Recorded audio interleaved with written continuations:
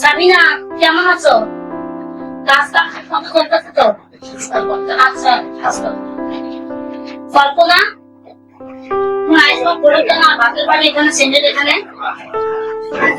কখন বারবার বলছি এগুলো ঠিক করে কাজ করবা? বাড়িতে বসে রাখো।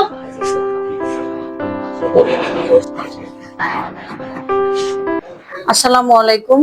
কারখানায় কর্মরত সকলের মনোযোগ আকর্ষণ করছি। আজকে সকাল 10 ঘটিকায় ফায়ার ড্রিল অনুষ্ঠিত হবে, তাই ফায়ার অ্যালার্ম বাজার সাথে সাথে প্রত্যেকেই সমাবেশ স্থলে উপস্থিত থাকার জন্য বিশেষভাবে অনুরোধ করা হচ্ছে। সকলকে ধন্যবাদ। শুনছো তো মাইকে কি বলছে ম্যাডাম? সবাই নিচে যাও আর অ্যাসেম্বলি পয়েন্টে দাঁড়াও, সেফটি সবার আগে।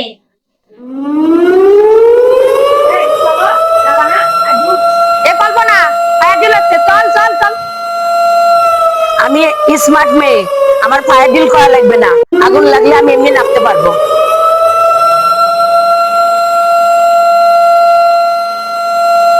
আসসালামু আলাইকুম, আপনাদের সকলকে ধন্যবাদ ফায়ার ডিলে সুন্দরভাবে অংশগ্রহণ করার জন্য। আপনাদের মাঝে কি এরকম কেউ আছে যে ফায়ার ডিলে অংশগ্রহণ করেন না আজকে?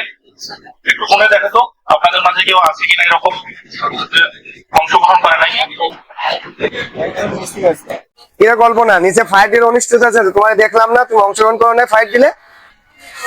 আরে ভাই, ডিলের এত সময় নাই। এই ফায়ার ডিলে আমার যাওয়ার অংশগ্রহণ করতে টাইম নাই কে। আমি ওয়াশরুমে গেছিলাম, আর আগুন লাগলে আমি এমনি নামতে পারবো।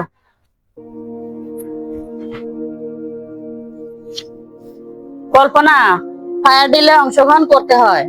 এ নিয়ম না মানলে আমাদেরই ক্ষতি হয়। কল্পনা, নিয়ম মানলে ক্ষতি কি, বরং উপকার আছে। তোরা সব অলস, আমি এখানে কাজ করছি, সেফটি মানি না, আমারে সবাই জ্ঞান দিচ্ছে।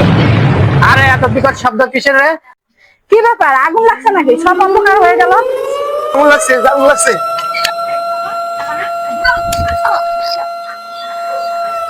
হাই হাই, আল্লাহ, পড়ে গেলাম। মাথা ভেঙে গেল।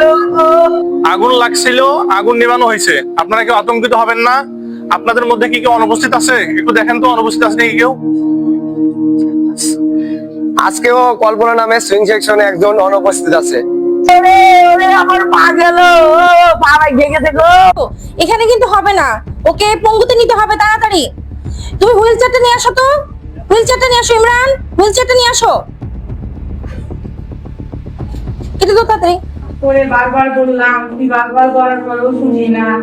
আজ স্মার্ট নিয়ে দেখাতে গিয়ে ক্লাস শুনলো।